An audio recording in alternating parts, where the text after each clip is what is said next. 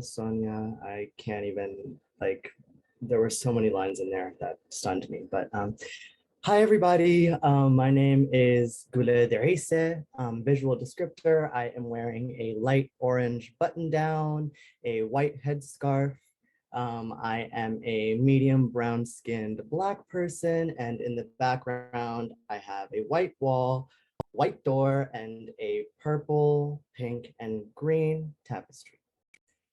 Today, I am going to be reading a monologue from an untitled screenplay in progress.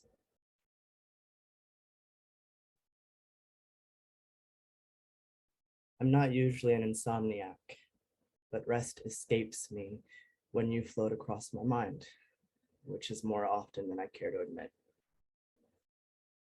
I don't see you as often as I'd like, really see you, the you I want to see, not the you want me to see so desperately. You're obscured behind rain clouds, and I just end up drowning in whatever you spit up. Guess I should be grateful there's something to drink, something to choke on. Creaking doors announce your entrance, exit, entrance, exit. What are you gonna smell like this time around? Who are you gonna smell like this time around? Hypocrisy is not becoming of me.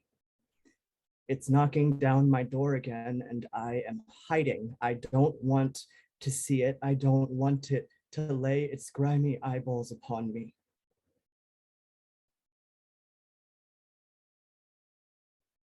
Where were you?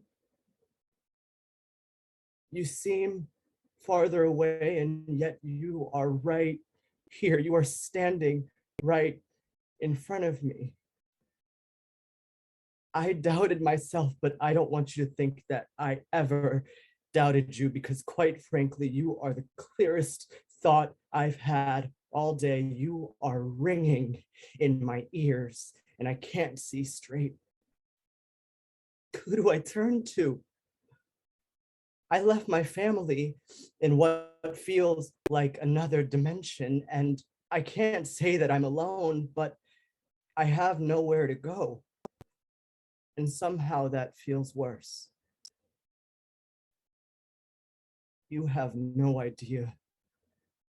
You say things to protect me, but all you've done is make me feel out of my mind.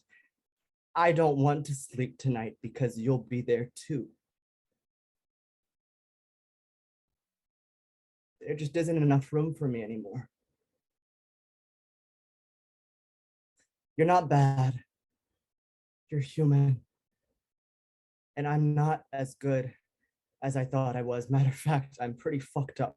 I'm pretty fucked up, and I don't know how to fix it, but the cracks have grown since you've been here. I'm unraveling fast, waiting for you to sew me back together like some battered down hand-me-down that's seen a love like this before, been held, endured the sweet suffocation of your arms. I feel your ghost every single morning. I wake from the same nightmare as before, and there you are, floating above my bed, taunting me with your beautiful visage. Thank you.